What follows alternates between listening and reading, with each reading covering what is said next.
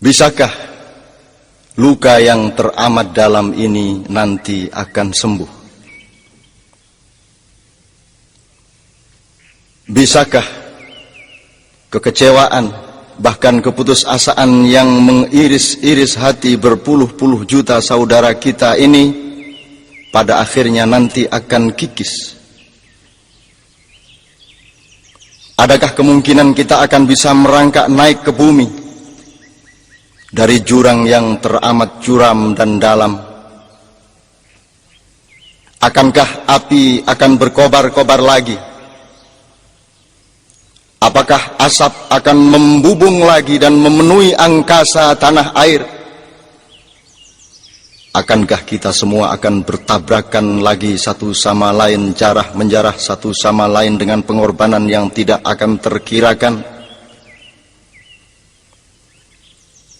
Adakah kemungkinan kita tahu apa yang sebenarnya sedang kita jalani? Bersediakah kita sebenarnya untuk tahu persis apa yang sesungguhnya kita cari? Cakrawala yang manakah yang menjadi tujuan sebenarnya dari langkah-langkah kita? Pernahkah kita bertanya bagaimana cara melangkah yang benar? Pernahkah kita mencoba menyesali hal-hal yang barangkali memang perlu disesali dari perilaku-perilaku kita yang kemarin? Bisakah kita menumbuhkan kerendah hatian di balik kebanggaan-kebanggaan?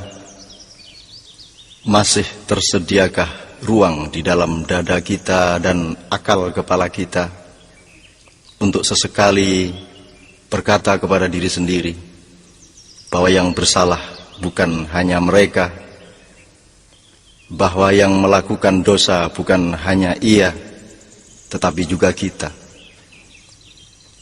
Masih tersediakah peluang di dalam kerendahan hati kita untuk mencari apapun saja yang kira-kira kita perlukan, meskipun barangkali menyakitkan diri kita sendiri?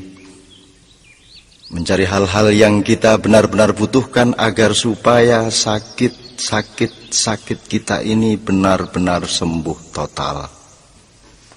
Sekurang-kurangnya dengan perasaan santai kepada diri sendiri untuk menyadari dengan sportif bahwa yang mesti disembuhkan itu nomor satu bukan yang di luar diri kita, tetapi di dalam diri kita. Yang kita perlu utama lakukan adalah penyembuhan diri, yang kita yakini bahwa harus betul-betul disembuhkan justru adalah segala sesuatu yang berlaku di dalam hati dan akal pikiran kita. Saya ingin mengajak engkau semua memasuki dunia ilir-ilir.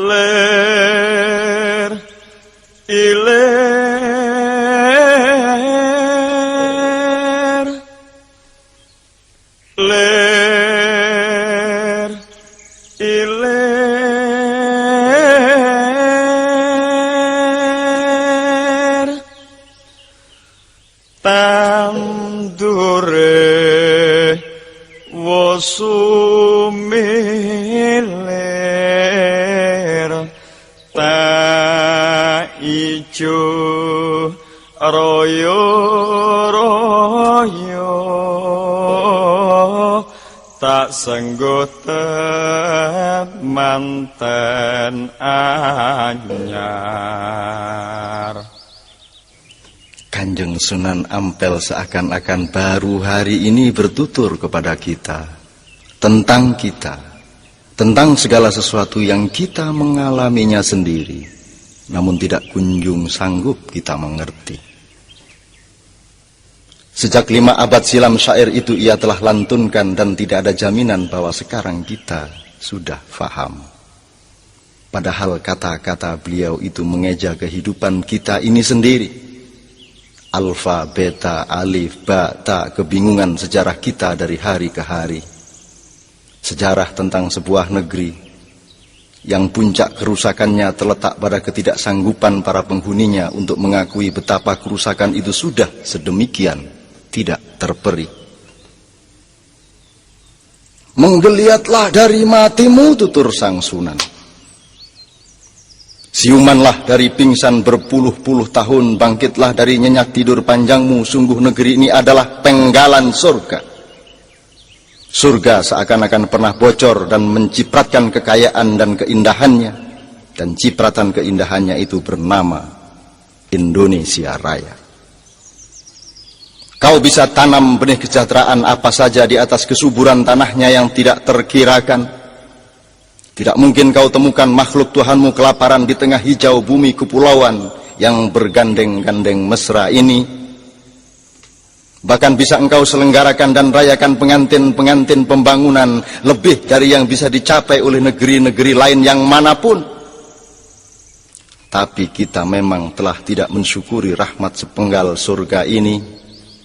Kita telah memboroskan anugerah Tuhan ini melalui cocok tanam ketidakadilan dan panen-panen keragusan. Cah angon, cah angon,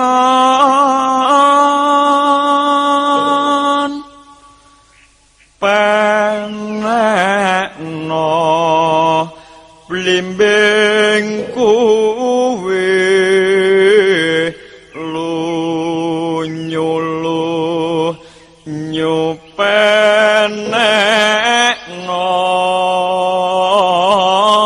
kanggo mbasuh dodot ira. Kanjeng Sunan tidak memilih figur, misalnya Pak Jenderal, Pak Jenderal. Juga bukan intelektual-intelektual, ulama-ulama, seniman-seniman, sastrawan-sastrawan atau apapun. Tetapi Cah Angon, Cah Angon. Beliau juga menuturkan, penekno blimbing kuwi, bukan penekno pelem kuwi, bukan penekno sawo kuwi, bukan penekno buah yang lain, tapi blimbing bergigir 5. Terserah apa tafsirmu mengenai 5. Yang jelas harus ada yang memanjat pohon yang licin itu, lunyu-lunyu penekno, agar blimbing bisa kita capai bersama-sama. Dan yang harus memanjat adalah bocah angon, anak gembala. Tentu saja ia boleh seorang doktor, boleh seorang seniman, boleh seorang kiai, boleh seorang jenderal atau siapapun. Namun ia harus memiliki daya angon, daya menggembalakan, kesanggupan untuk ngemong semua pihak, karakter untuk merangkul dan memesrai siapa saja sesama saudara sebangsa, determinasi yang menciptakan garis resultan kedamaian bersama, pemancar kasih sayang yang dibutuhkan dan diterima oleh semua warna, semua golongan, semua kecenderungan. Bocah Angon adalah seorang pemimpin nasional, bukan tokoh golongan atau pemuka suatu gerombolan. Selicin apapun pohon-pohon tinggi reformasi ini, sang bocah Angon harus memanjatnya. Harus dipanjat sampai selamat memperoleh buahnya, bukan ditebang, dirobohkan atau diperebutkan. Dan air saripati blimbing 5 gigir itu diperlukan oleh bangsa ini untuk mencuci pakaian nasionalnya. Pakaian adalah akhlak. Pakaian adalah sesuatu yang menjadikan manusia, bukan binatang. Kalau engkau tidak percaya, berdirilah engkau di depan pasar dan copotlah pakaianmu, maka engkau kehilangan segala macam harkatmu sebagai manusia. Pakaianlah yang membuat manusia bernama manusia. Pakaian adalah pegangan nilai, landasan moral, dan sistem nilai. Sistem nilai itulah yang harus kita cuci dengan pedoman 5. Totot tira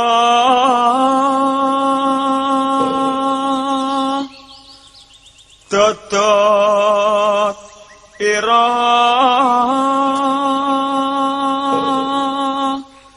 kometerpe jahing pinggir tondo mono jlumetana kanggo sepo mengko sore mumpung padang rembulane mumpung jembar kalangane ya sora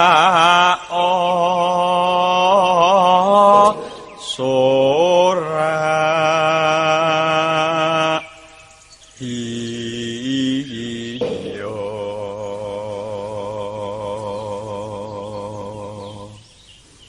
Satu tembang tidak selesai ditafsirkan dengan 1000 jilid buku.